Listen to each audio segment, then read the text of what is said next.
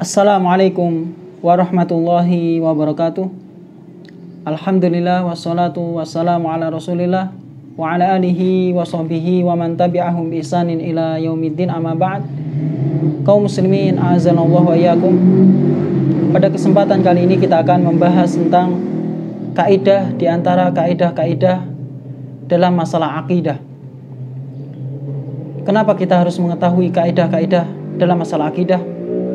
Agar kita mengetahui hukum-hukum suatu perbuatan dan keyakinan dalam masalah akidah, agar kita bisa mengetahui hal-hal yang berkaitan tentang kekufuran dan kesyirikan. Tujuannya adalah agar kita bisa menjauhi perbuatan dan keyakinan tersebut, agar tidak terjatuh ke dalam perbuatan dan keyakinan yang kufur dan syirik.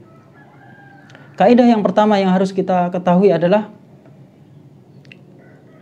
la ya'lamul ghaibal mutlaqa illa Allah azza wa jalla. Tidak ada yang mengetahui hal gaib yang mutlak kecuali Allah Subhanahu wa taala. Tidak ada yang mengetahui hal gaib yang mutlak kecuali Allah Subhanahu wa taala. Ini adalah kaidah yang sudah disepakati oleh para ulama. Dan ini menjadi konsekuensi dari tauhid rububiyah. Tauhid rububiyah adalah bahwasanya Allah Subhanahu wa taala lah yang menciptakan, yaitu perbuatan-perbuatan Allah Subhanahu wa taala, perbuatan seperti menciptakan, memberikan rizki, mengatur alam semesta, menurunkan hujan, kemudian menghidupkan, mematikan, semua adalah perbuatan Allah Subhanahu wa taala. Dan Allah Subhanahu wa taala mengetahui hal-hal gaib yang mutlak. Dan tidak ada makhluk yang mengetahuinya. Dan di antara dalil yang menjelaskan hal itu adalah firman Allah Subhanahu wa taala, "Qul la ya'lamu man fis samawati wal ardil ghaiba illallah wa ma yash'uruna ayyana yub'atsun." Katakanlah, wahai Muhammad, tidak ada sesuatu pun di langit dan di bumi yang mengetahui hal gaib kecuali Allah Subhanahu wa taala, dan mereka tidak mengetahui kapan mereka akan dibangkitkan. Sampai pun malaikat tidak ada yang mengetahui hal-hal yang gaib. Oleh karena itu Allah Subhanahu wa taala berfirman, "Wa idza qala rabbuka lil malaikati inni ja'ilun fil ardi khalifah qalu ataj'alu fiha may yufsidu fiha wa yasfiku ad-dima wa nahnu nusabbihu bihamdika wa nuqaddisu lak qala inni a'lamu ma la ta'lamun." Dan ketika Rabbmu berfirman kepada para malaikat, berkata kepada para malaikat, "Sesungguhnya aku akan menjadikan di muka bumi ini seorang khalifah." Kemudian malaikat mengatakan, "Apakah engkau ingin menjadikan orang-orang yang membuat kerusakan dan orang-orang yang menumpahkan darah, sedangkan kami bertasbih memujimu, ya, memuji Allah Subhanahu wa taala dan mensucikanmu?" Maka Allah Subhanahu wa taala mengatakan, "Inni a'lamu ma la ta'lamun." Sesungguhnya aku mengetahui apa yang tidak kalian ketahui. Jadi ternyata walaupun malaikat itu gaib bagi kita saat ini, malaikat juga tidak mengetahui hal-hal yang gaib yang sifatnya mutlak. Hanya Allah Subhanahu wa taala yang maha mengetahui yang gaib yang mutlak. Kemudian dalil yang lain yang menjelaskan bahwasanya hanya Allah Subhanahu wa taala yang mengetahui hal gaib yang mutlak adalah firman Allah Subhanahu wa taala, "Wa 'indahu mafatihul ghaibi la ya'lamuha illahu wa ya'lamu ma fil barri wal bahr wa ma tasqutu min waraqatin illa ya'lamuha wa la habbatin fi dhulumatil ardi wa la rabbin wa la yabisin illa fi kitabim mubin."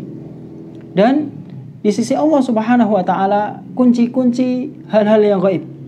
Tidak ada yang mengetahuinya kecuali Allah Subhanahu wa taala. Dialah Allah Subhanahu wa taala yang mengetahui apa yang ada di daratan, apa yang ada di dasar bumi. Dan dia juga mengetahui apa yang ada di lautan, di dasar lautan. Dan tidak ada dedaunan yang jatuh kecuali Allah Subhanahu wa taala mengetahuinya. Dan tidak ada sebutir biji yang ada di kegelapan malam, kegelapan bumi, di dalam tanah, dan tidak ada juga yang kering dan tidak ada yang basah, kecuali semua itu berada di kitab yang nyata, yaitu Lauhil Mahfuz.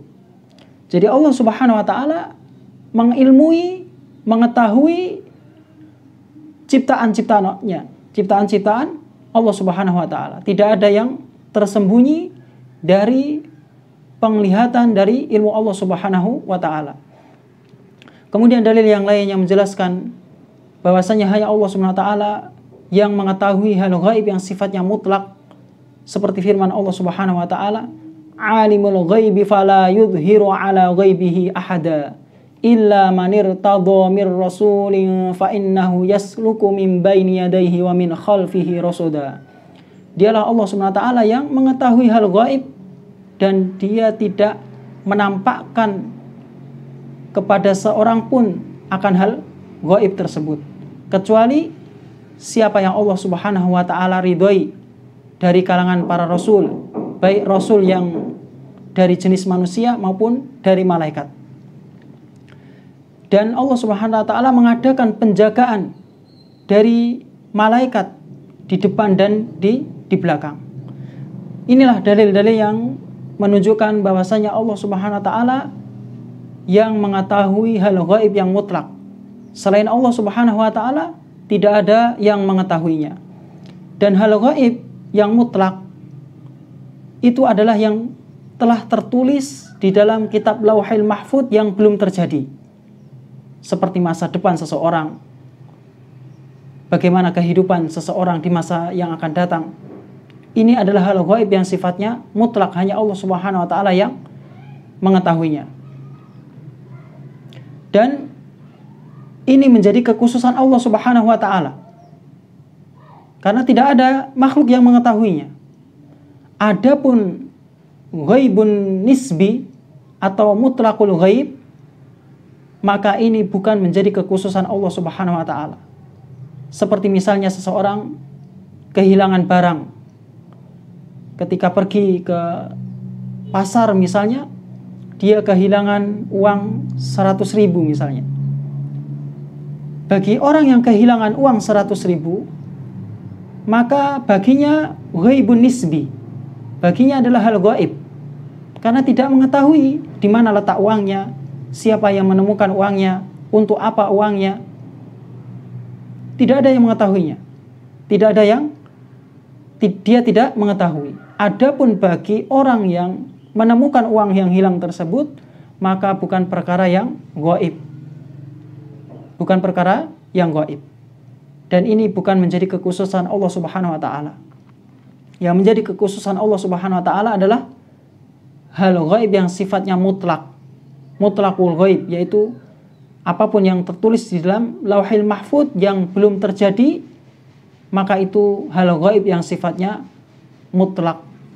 Dan inilah yang menjadi kekhususan Allah Subhanahu wa taala.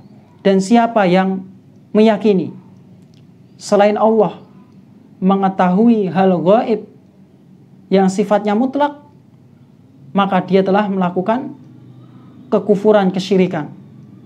Karena dia menyamakan antara Allah Subhanahu wa taala dengan selain Allah dalam hal kekhususan Allah Subhanahu wa taala. Padahal yang menjadi kekhususan Allah Subhanahu wa taala tidak ada yang bisa memilikinya kecuali hanya Allah Subhanahu wa taala.